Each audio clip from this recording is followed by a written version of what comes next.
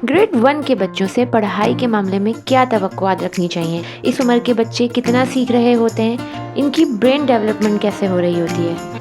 Grade 1 या class 1 में बच्चे अमूमन 5 से 6 साल की उम्र में होते हैं। इस उम्र के बच्चे एक जगह बैठकर बहुत देर तक किसी चीज़ पर तवज्जो नहीं दे सकते, इसलिए इनकी पढ़ाई दिलचस्प और मुख्तसर अंदाज में करवानी चाहिए।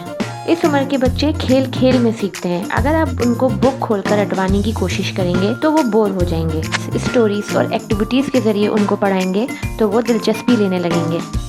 इस उम्र में बच्चों की लैंग्वेज स्किल्स तेज़ी से बेहतर होना शुरू हो जाती हैं। वो न्यू वर्ड्स सीखते हैं और सेंटेंसेस बनाने लगते हैं। स्टोरीज सुनने में उनको मज़ा आता है और उनकी मेमोरी भी तेज़ होती है, लेकिन वो चीज़ों को देख और सुनकर ज़्यादा सीख रहे होते हैं बनिस्बत पढ़कर। ग्रेड 1 के बच्चे बहुत हसास होते हैं। अगर उन्हें बार बार डांटा जाए तो वो घबरा जाते हैं, लेकिन अगर उनकी छोटी छोटी कामयाबियों पर तारीफ़ की जाए तो वो खुश हो जाते हैं और मज़ीद सीखने की कोशिश करते हैं। पेरेंट्स और टीचर्स को चाहिए कि इस उम्र के बच्चों को ज़्यादा प्रेशराइज नहीं करें।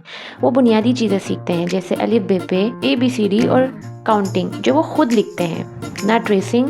उन चीज़ों पर उनको महारत हासिल हो जानी चाहिए। वो सेल्फ राइटिंग कर सकें इन सब चीज़ों को। न्यू वर्ड्स की रीडिंग भी आसान हो जाती है उनको, और छोटे छोटे जुमले उनको बनाना आ जाते हैं। लेकिन हर बच्चा अपनी रफ्तार के मुताबिक सीखता है, इसलिए टीचर और पेरेंट को चाहिए कि वो उनको प्रेशराइज ना करें और उनका मुकाबला करने की बजाय उनकी सिर्फ हौसला अफजाई करें। फॉर्चुनेटली हमारे स्कूल्स में इन छोटे छोटे बच्चों को बहुत ज़्यादा सब्जेक्ट्स पढ़ाए जाते हैं। इन बच्चों को सिर्फ 3 सब्जेक्ट जो बेसिक होते हैं वो पढ़ाने चाहिए, और उसके साथ एक जनरल नॉलेज का।